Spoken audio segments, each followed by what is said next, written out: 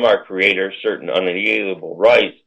Among these are life, liberty, and the pursuit of happiness. And also, I would like to point out in the Constitution of the United States, in the first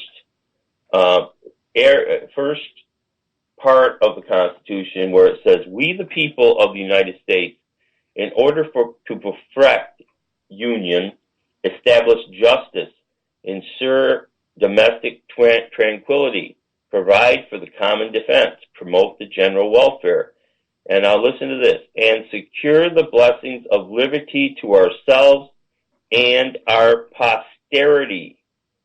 To secure the blessings of liberty to ourselves and to our posterity.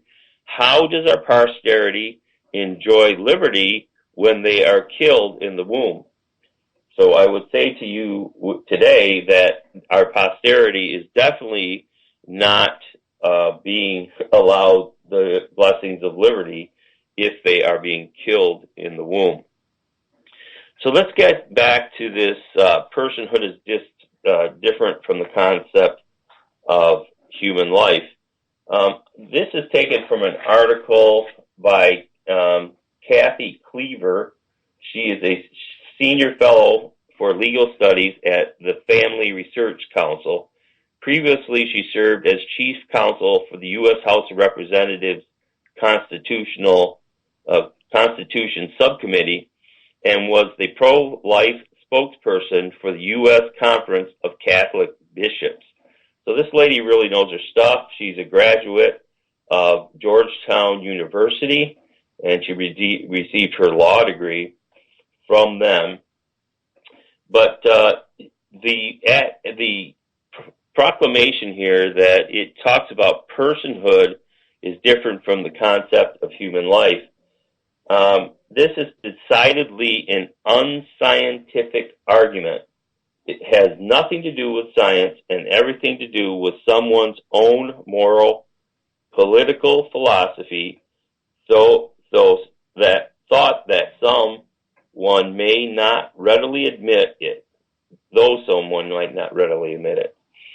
We're either persons or property, and even the staunchest abortion defender will be reluctant to call a human child a piece of property. So this where it says the concept of personhood is different from the concept of human life. This is basically saying that to be a person, to have personhood, this talks about the humanness of man, and it depends on something spiritual, like infusion of a soul. But to argue that there is no soul until birth or some other time, by definition, to argue something incapable of proof.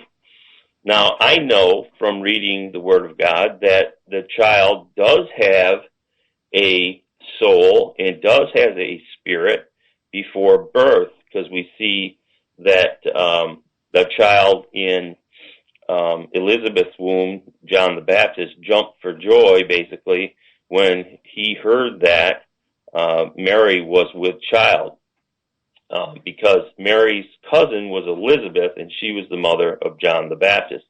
So you see the child actually acting on word of a pregnancy of another person. So it's pretty interesting here. So again, the concept of personhood is different from the concept of human life.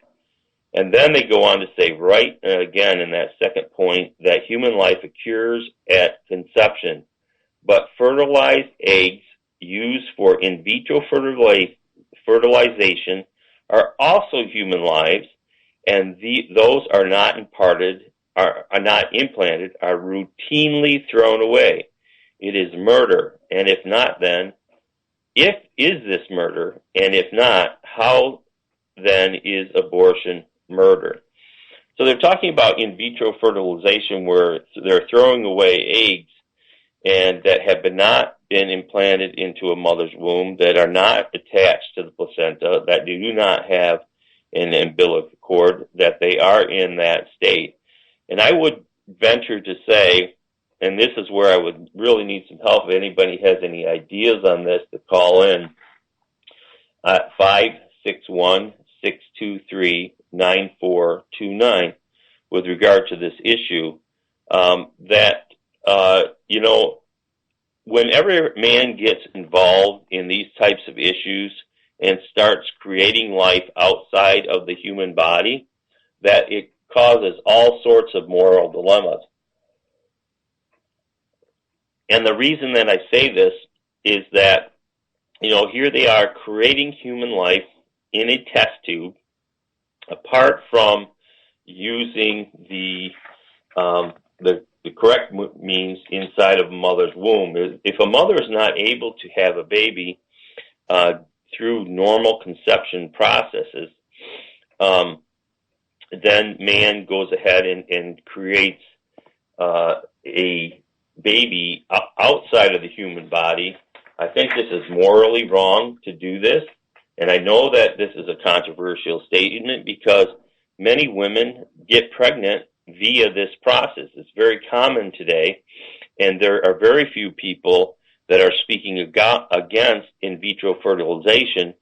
It's not in vitro fertilization. It's creating of human life in a test tube and then throwing it away. And there was a huge debate about using these embryos in scientific research, and this was an issue that was brought up during the Bush years in George W. Bush, and laws were passed prohibiting this type of use of stem cells and this types of thing because they're using these embryos as places to harvest stem cells. And we find that harvesting stem cells is very easy now, that we can do it with a live human being and not having to use babies to do this.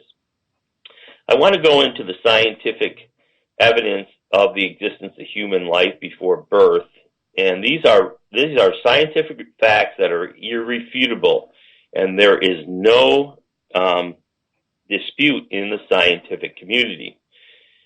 At the moment when the human sperm penetrates a human ovum or egg, generally in the upper portion of the fallopian tube, and a new entire entity comes into existence. It's called a zygote, the name of the first cell formed at conception, the earliest developmental stage of the human embryo, followed by the morula and blastocyst stages. The zygote is composed of human DNA and other human molecules, so its nature is undeniably human and not some other species, and there's no one that can argue that. The new human zygote has genetic composition that is absolutely unique to itself, different from any other human that has ever existed, including that of the mother, thus developing the claim that what is involved in abortion is merely a woman and her body. It is not a woman, her body. It is a woman and a completely different human being that exists within her womb. This DNA includes a complete design guided not only early development, but even hereditary attributes that will appear in childhood and adulthood, from hair and eye color to personality traits. It is quite clear that the earliest human embryo is biologically alive. It fulfills the 4 criteria needed to establish biological life, which are metabolism, growth, reaction to stimuli, and reproduction. Finally, is the human zygote merely a new kind of cell, or is it a human organism, that is, a human being?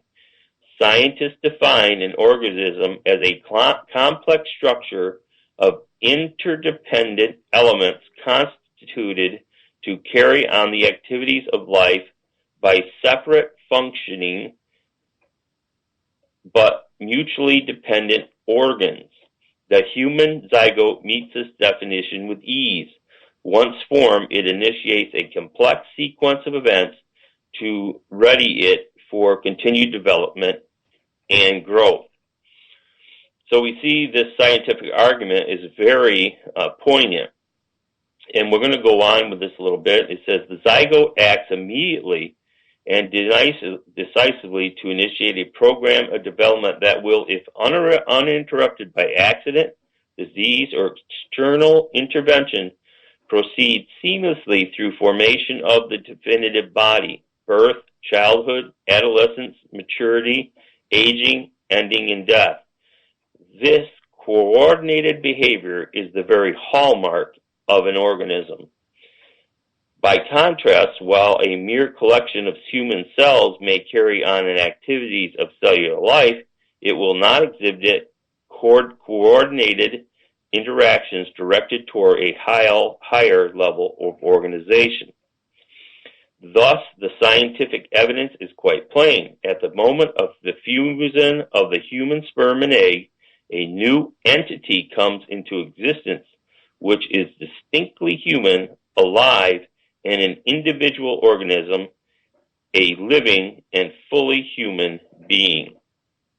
So, just stating the scientific argument, a lot of people don't know that information, and as I just stated it, and this is when life begins. And here, in the pro-abortion arguments, they say human life begins at a conception. I agree with that.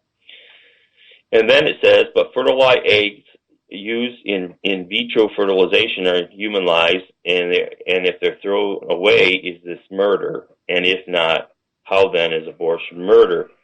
I contend that thrown away babies are at any form of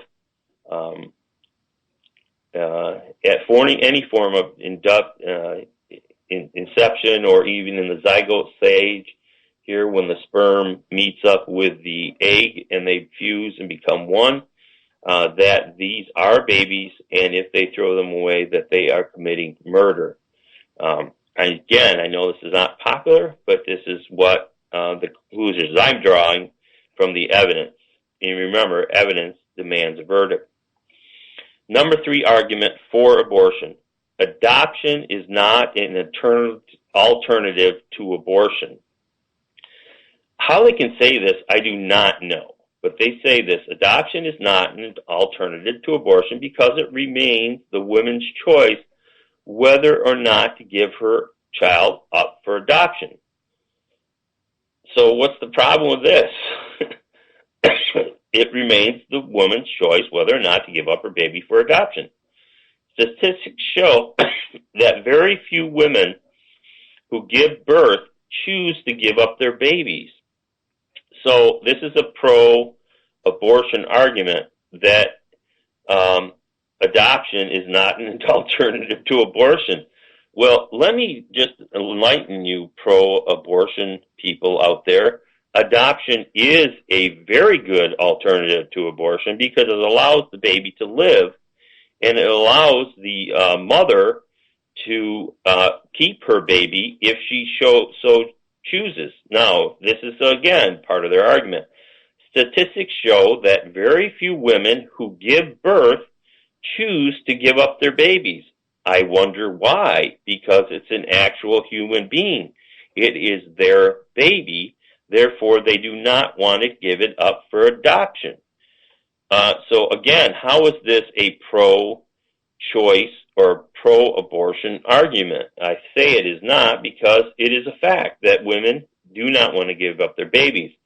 Now, they get into this sounds like a very racist statement, but then they say next, less than 3% of white unmarried women and less than 2% of black unmarried women want to give up their babies for abortion or for adoption after abortion. Now, we went through some statistics in a previous show where we were talking about the 1 in 3 women who have had abortion. This is a organized storytelling event across the country where women are going around and telling their positive experiences of abortion. and they use flat-out lie to justify their story. And